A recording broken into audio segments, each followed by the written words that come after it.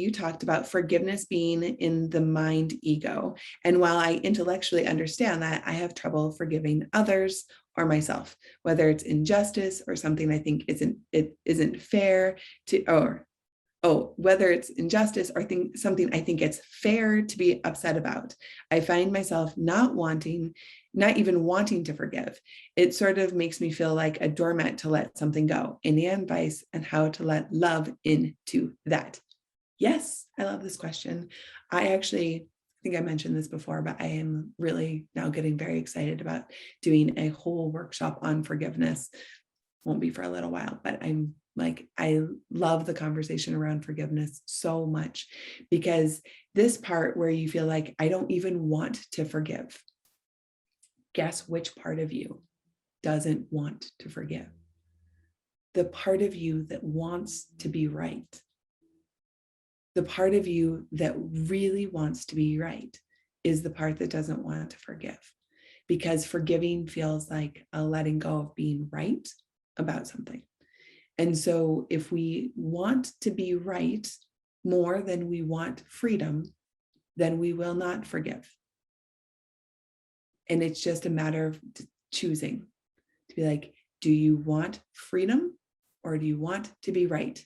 Because you cannot have both in this situation. You have to choose. And my recommendation is to choose freedom, because the rightness only exists within you and the freedom only exists within you. So you really get to choose for yourself which of these things is more important to you. And when we say we feel like a doormat when we let something go. Has anyone else ever experienced this around forgiveness? I feel like this is a very common experience, to feel like if I forgive you, right? If I don't hold a grudge, if I don't hold a grievance, if I don't actively hold you in prison of my grievance, then I am a doormat to however you would be, right? If I were to let it go, I would be a doormat, because we are, the way that you're holding it when we hold this framework is that forgiveness means you can do it again, right? It's like, well, I let go of the fact that you stole my pencil.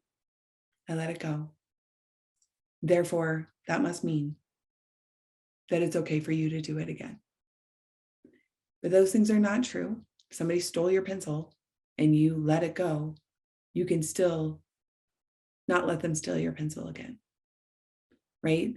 We can create boundaries still, even in forgiveness, right? We don't have to condone a behavior. It's not like, yes, that's fine. It's like, no, that wasn't okay, and I forgive you. It's okay, and I forgive you. It's not okay. It was not okay to do that, and I forgive you, right? So to really see that there is a mistake in logic, that it makes you a doormat to forgive. It makes you a doormat if you're like, just do whatever you want to me. That is literally the thing that makes somebody a doormat, is when you're like, just do whatever you want. I don't care. Or I do care, but I'm not going to stand up for myself. Just do whatever you want. That is what makes somebody a doormat. And unless you're doing that, that's not the equation, right? Imagine what it would be like to hold yourself holy and to say, I'm going to let this go because I'm going to choose freedom over being right. The power in that does not, to me, feel like weakness. It does not feel like a doormat. It does not feel like you're inviting it to come in again. It feels like, I forgive because I want to be free. And I'm going to choose freedom over my rightness. And I also have a boundary and maybe some awareness, right? Sometimes it's like, oh, I didn't even know people did things like that. Well, now I do. Now I have an awareness that some people do things like that sometimes. Okay, well, I will have that in my catalog of things I know. Like, oh, I didn't know people stole pencils. Okay, now I know. Now I'm going to keep my pencil zipped up in my bag. And I might not lend you a pencil. I forgive you, but you actually stole 3 of my pencils. So I'm not going to lend you a pencil. I'm sorry. I'm just not going to do that, because that wouldn't make any sense for me. I'm not mad at you, but you can't borrow my pencil. Right. And so it's all, how do we hold ourselves and how do we hold the situation so that we're always elevating our own freedom? What is the most free way for you to move forward?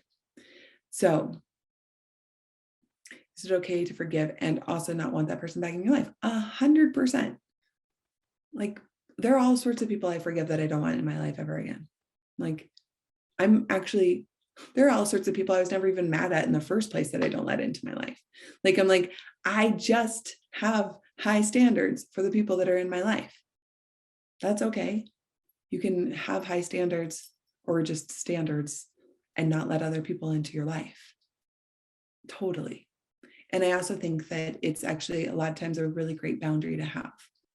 Like, I have a boundary here now, and I forgive you, and you're not invited. But it's like, it's an interesting thing when it's an unemotional, like, it really does feel kind of almost unemotional, because it's not a like shoving somebody out of your life. It doesn't feel reactive in this way. It's not like, it's more like, no, you're not invited here. Like, I didn't send you an invitation to my party on purpose, because you're not invited to my party.